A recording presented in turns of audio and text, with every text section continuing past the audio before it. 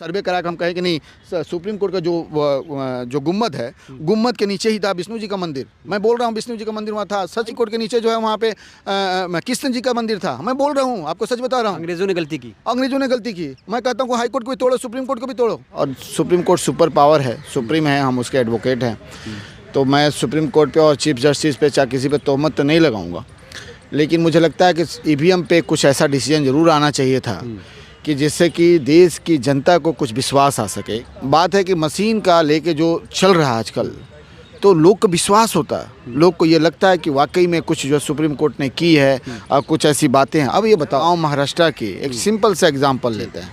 एक गांव की जनता बता रही है कि भाई ऐसा है कि हम सभी लोगों ने यहाँ पे कांग्रेस को वोट दी है। जब वो पूरी लोग कह रहे हैं कि हम कांग्रेस को वोट दिए हैं और वहाँ कांग्रेस को 0 वोट आ रही है, तो आप ये बताओ कि मानो सभी लोगों ने नहीं किया। हम मानते हैं कि 50 आदमी हैं। अब सुनो पहले बात, 50 कह रहे हैं कि हम दे रहे हैं कांग्रेस को वोट, हम 50 को नहीं मानते, हम 40 को मानते। 40 अगर ऐसा हुआ औरंगजेब जी, अगर ऐसा हुआ तो आप लोगों ने क्या कोशिश की आयोग के पास जाने की, कोर्ट में जाने की, या फिर तमाशा ही देखते रहे? आप ये बताइए कि आयोग किसका है?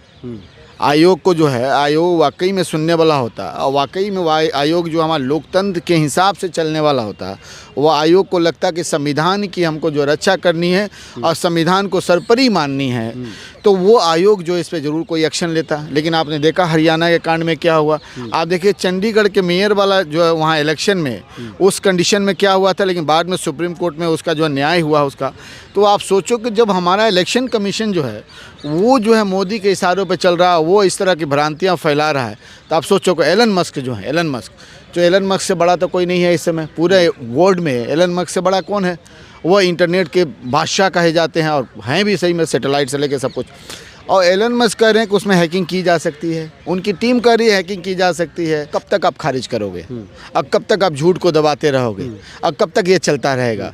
सच सच होता है भाई। क्या एविडेंस है बताएं? एविडेंस है, मैं देखिए एक सिंपल एविडेंस, शक बहुत ज़्यादा है। और सुनो, सिंपल एविडेंस भी बहुत बड़ी बात है। आप बताइए कि जिस गाँव के लोग जो बोल रहे हैं कि हमने वोट दिया कांग्रेस को, हमने वोट दिया किसी और को, और वो बीजेपी में कैसे चला गया, जब मैं खुद देने वाला हूँ और मैं बोल रहा हूँ कि मैं इन्हें नहीं, इनके साथ मैं खड़ा हूँ। आपको नहीं मेरे साथ खड़े हैं, मैं कहता हूँ नहीं मैं इनके साथ खड़ा हूँ। आपको नहीं तुम मेरे साथ खड़े हो। मैं कहता हूँ नहीं मैं बीजेपी आरएस के साथ नहीं जा सकता, वो देश के गद्दार है, गद्दारों के साथ नहीं जा सकता। एक गाँव अगर आके कहते तो आप उसे पूरा मान लेंगे? पूरे महाराष्ट्र में हुआ, हरियाणा में हुआ, मध्य प्रदेश में हुआ। Single evidence is sufficient to proof anything. आपके पास बहुत सबूत है, आपके सबूत को अनदेखा किया जा रहा है। 100% मेरा मानना है कि सबूत को अनदेखा किया जा रहा है। और देखिए अगर बीजेपी को वाकई में अगर लगता है कि बीजेपी हम सही हैं और ये लोग गलत हैं, तो भाई ईवीएम को हटा दो ना भाई, बैलेट चला दो, क्या करना तुमको। अच्छा राहुल जी ईवीएम हटाओ यात्रा करने जा रहे हैं, बैलेट से चुनाव कराने की मांग खड़गे जी कर रहे हैं। आप ये बताइए, जितने भी देश की पार्टियां हैं 99% पार्टियों का ये कहना है कि आप ईवीएम हटाओ, देश बचाओ। अब मैं कहता हूँ सच में ईवीएम हटाओ, देश बचाओ। और तो आप जो ये देश बचाओ के नारा, यानी सब लोग इस पे राजी हैं। जब सब राजी हैं तो आप भी राजी हो ना, आप भी कराओ उसको। टिप्पणी आई है कोर्ट की तरफ से कि झारखंड में ईवीएम सही, महाराष्ट्र में गलत, बार बार ये टिप्पणी की जा रही है। देखिए एक्चुअली क्या है कि झारखंड और महाराष्ट्र की बात है कि जहाँ बीजेपी को लगता है कि ये बड़ा स्टेट है, वहाँ पे तो अपने पास रखती है, और जहाँ लगता है कि भाई छोटा स्टेट है, इससे कुछ नहीं लेना देना है, इससे क्या मिलने वाला है। विवाद कब तक चलेगा, कब तक चलेगा? जनता भी मुझे लगता है कि अब इसका अंत चाहती है। देखिए ये विवाद जो है, इस विवाद को बीजेपी कभी खत्म नहीं करेगी। देखिए मैं बता रहा हूँ कि जब भी ये देखिए जैसे महाराष्ट्र की बात आती है, लोग चिल्लाना स्टार्ट किए, इन्होंने संभल का कांड करा दिया, संभल में कांड करा के उसके बाद संभल का कांड करा दिया, उसके बाद से कोई और कांड, उसके बाद से देखिए अजमेर शरीफ का कर दिया, उसके बाद से देखिए आपको ताजमहल वगैरह की सब कर दिया, इस तरह कांड। अब पे कहाँ हुआ? अभी ताजमहल पे भी हो गया। अब देखिए कि सिंगल डे में आप जो है सर्वे होगा ताजमहल का भी, कह रहे हैं। 1 मिनट बात काटी नहीं। हाँ सर्वे अभी कहाँ हो रहा है ताजमहल? नहीं सर्वे होने बात है। आप बताइए कि सिंगल डे हम जो केस फाइल करते हैं, सिंगल डे नोटिस हो जाता है, सिंगल डे जो है ऑर्डर हो जाता है। आप ये सोचो कि जो कोर्ट में केसेस जो है 5-5 साल 10-10 साल से पेंडिंग है, उसमें कुछ हो ही नहीं पा रहा है।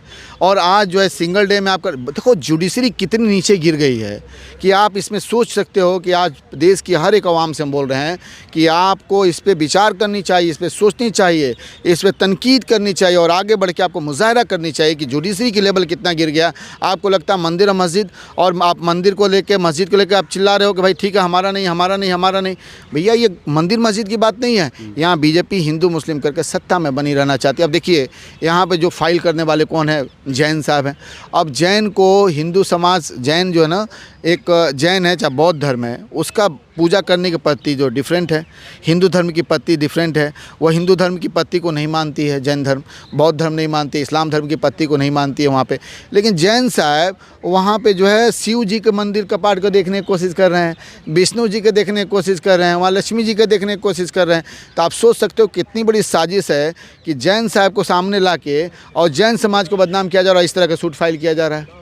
आप सोच सकते हो यहाँ पे, अगर ये बताइए कि अगर इस पूरे देश में अगर मुस्लिम और बौद्ध समाज अगर डालना स्टार्ट कर दें कि ये मंदिर है, चाहे ये है, चाहे बौद्ध डालने स्टार्ट करते, बताओ इस देश का क्या होगा। वो डालना स्टार्ट करते, हाई कोर्ट जो है आपका बना हुआ किस पे, कब्रिस्तान में बना हुआ, इंडिया गेट कब्रिस्तान में बना हुआ है। आपको सबूत है आपके पास? सुनो बता रहा हूँ, इंडिया आपको जो ITO जो है, ITO की जो बिल्डिंगें वगैरह है वो उस पर बना हुआ है, आपको कब्रिस्तान बना, वक्फ पे बना है।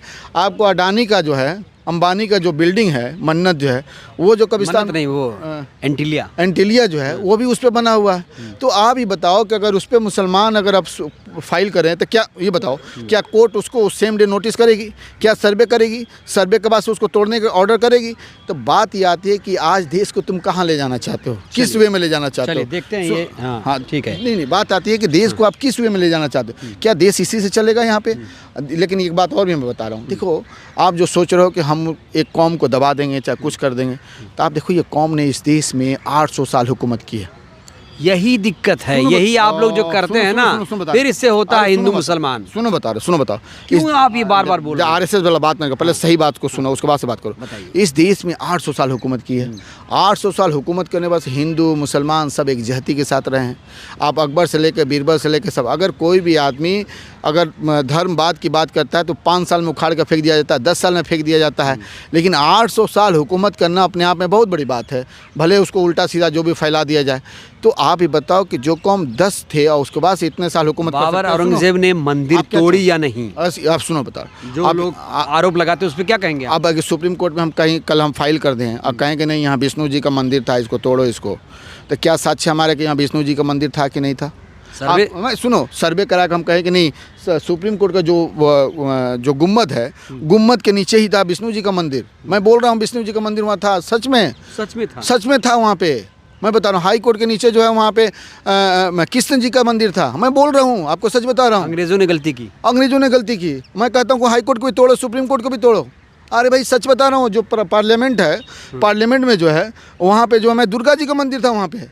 आपको नहीं मालूम है? यहाँ पे पब्लिक नहीं जानती है। ऐसे आप अफवाह फैला रहे हैं या वाकई सबूत है आपके पास? मैं कहता हूँ कि विष्णु जी को, जैन जी को बोलो वो फाइल करें। मैं कहता हूँ कि अगर इस तरह का फाइल हो जाए तो क्या सुप्रीम कोर्ट में सर्वे आप कराओगे? हाई कोर्ट में सर्वे कराओगे?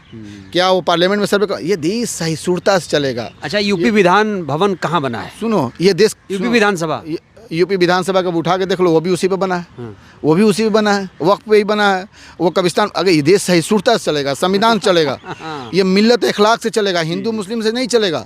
यहाँ पे आप सोचोगे कि मंदिर मस्जिद, ये अब देखो चाइना जो है 1000 किलोमीटर रफ्तार से ट्रेन चलाने की बात करता है। आप जो मलेशिया है, इंडोनेशिया, सारा पाकिस्तान, जाइए चाइना और क्या। सुनो, पाकिस्तान एक अदना सा कंट्री है जिसकी कोई औकात नहीं है, वो जो है बुलेट ट्रेन चलाने की बात करता है। जब मुसलमानों को पाकिस्तान भेजने की बात होती है, कैसा लगता है? क्यों? मैं कहता हूँ कि पाकिस्तान जाएंगे। मैं कहता हूँ कि मैं जो कहता है उसको मैं 10,000 रुपया देता हूँ और 10,000 नहीं 1 लाख रुपया देता हूँ, तुम पाकिस्तान चले जाओ। ये मेरा देश है, ये मेरा मुल्क है, किसी के बाप का नहीं है। इस मिट्टी में मेरे दादा परदादा इस मिट्टी में मिल गए और मैं 5 वक्त यहाँ नमाज़ पढ़ता हूँ और 5 वक्त सजदा करता हूँ इस मिट्टी को। किसी के बाप का नहीं है कि जो हमको कहेगा भाई यहाँ से जाओ, जो कहेगा पहले उसको जाना पड़ेगा। चलिए तो बातचीत बहुत ही लंबी हो गई, हालांकि बहुत ज़रूरी था इन मुद्दों को टच करना। हमारे साथ औरंगजेब जी थे जिन्होंने विस्तार से हर मुद्दे पर बातचीत की और जो इनकी समझ है, जो इन्होंने अपने हिसाब से सीखा है, वो इन्होंने बोला है। कैसी लगी ये बातचीत? अपनी प्रतिक्रिया आप लोग दीजिएगा। बहुत बहुत शुक्रिया।